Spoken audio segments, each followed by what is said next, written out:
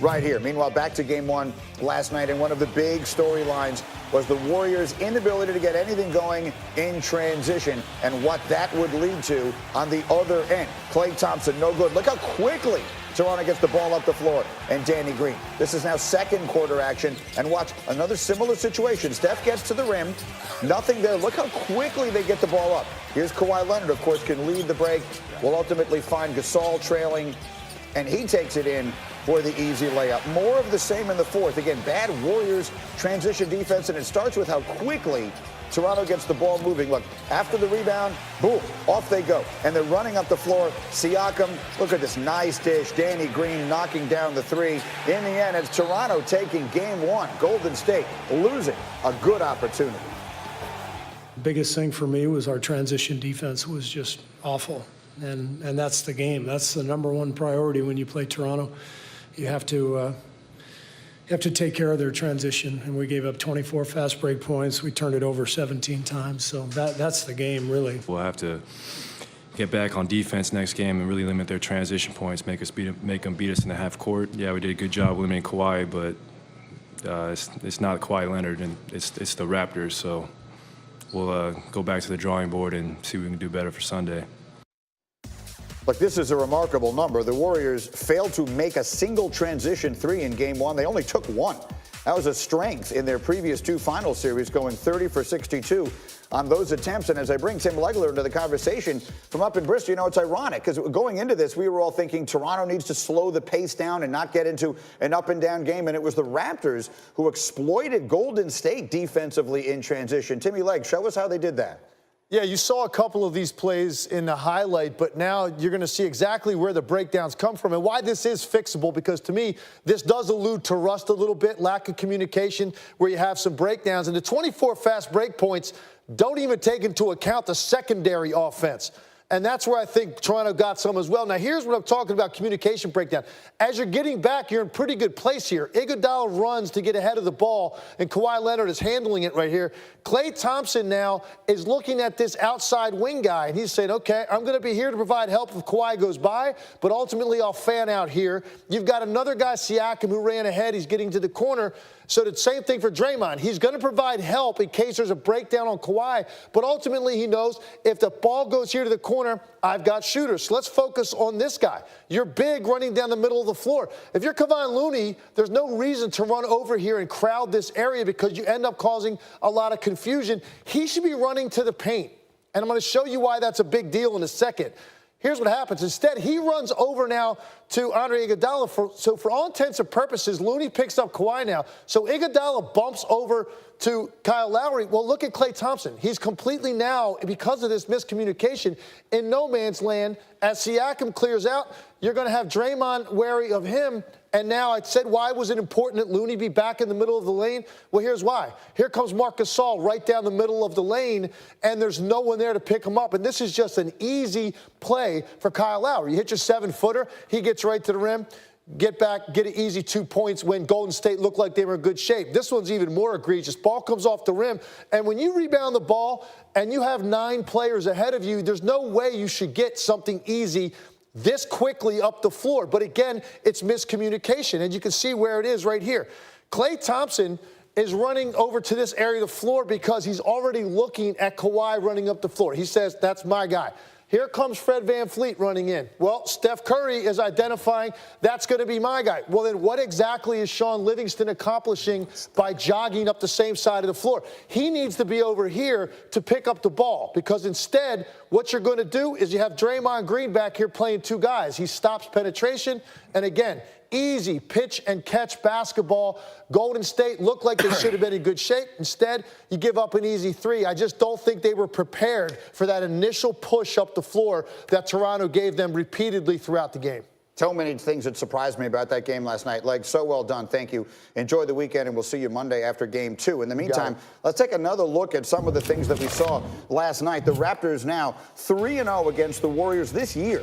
They become the 4th team to beat the Steve Kerr Warriors 3 straight times. The only one to do it 4 straight, LeBron James Cavs, otherwise known as Richard Jefferson's Cavs. Meanwhile, the Raptors defense harassed Golden State all night long. The Warriors shot just 23% on contested shots, their worst mark in any playoff game under Kerr. And the Warriors' loss snaps a record 12-game winning streak in game ones.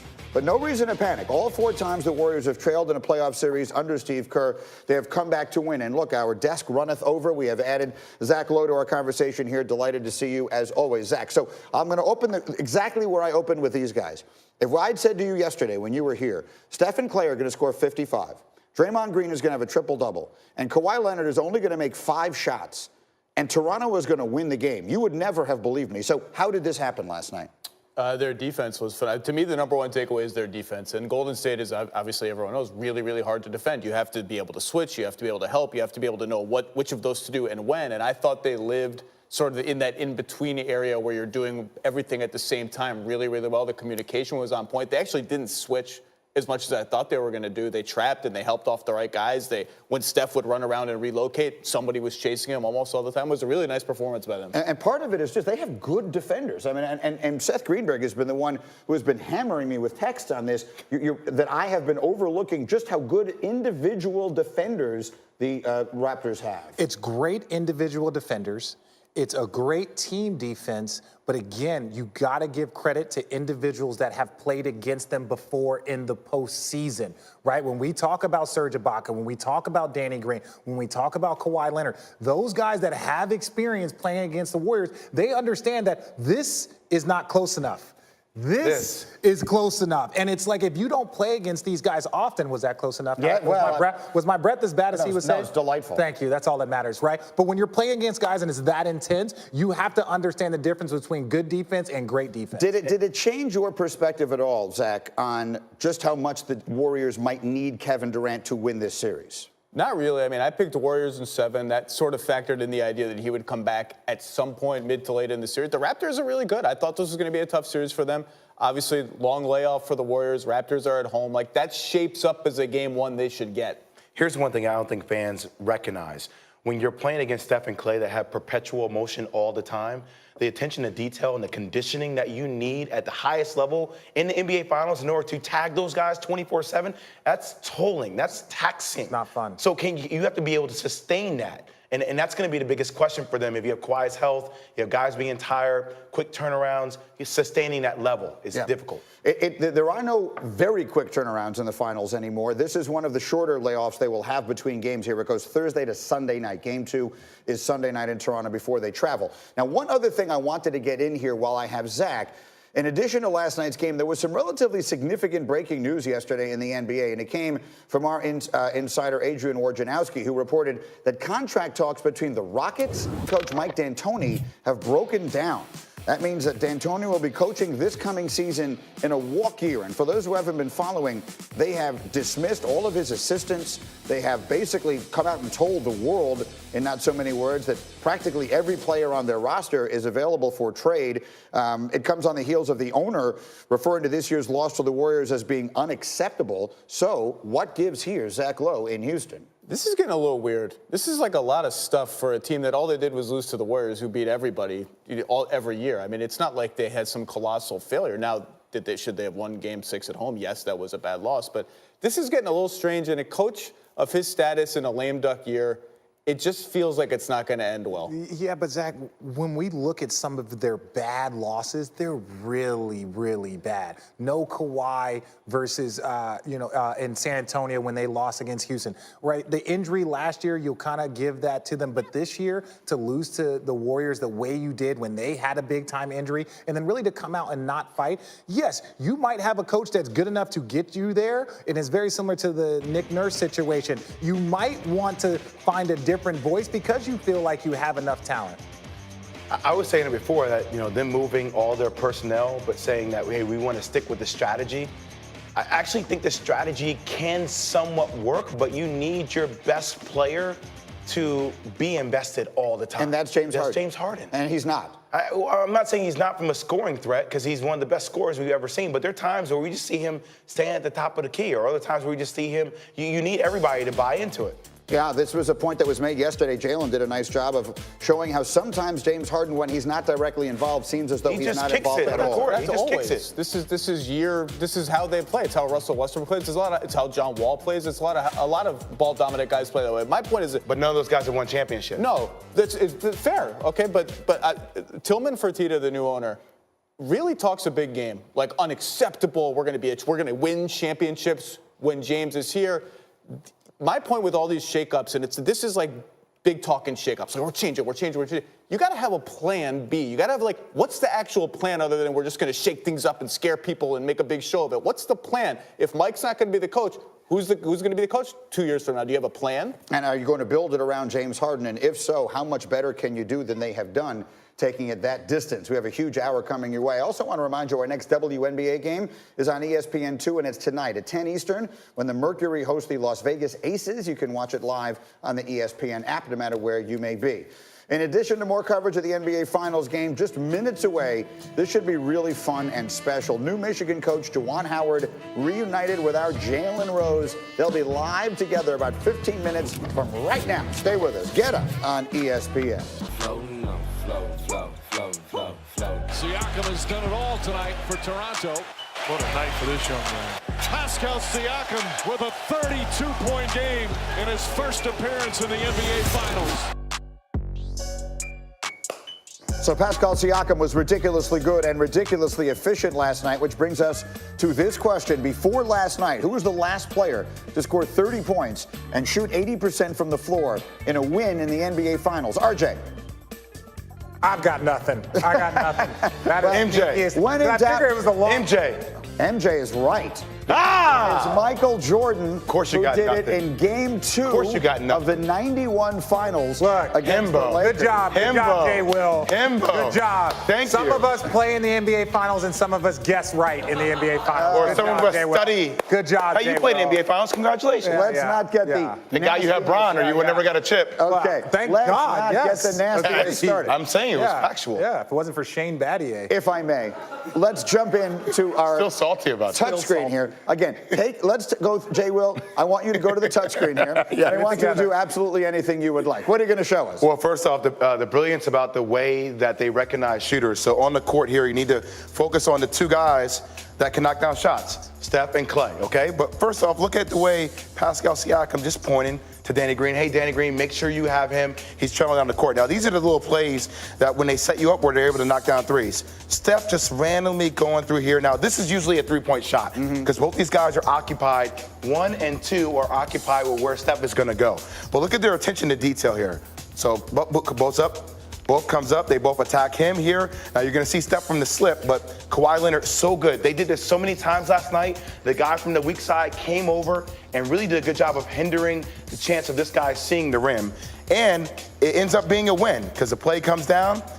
That's who you want to shoot the ball. He was 0 of 4 from the three-point line last night, Andre Iguodala.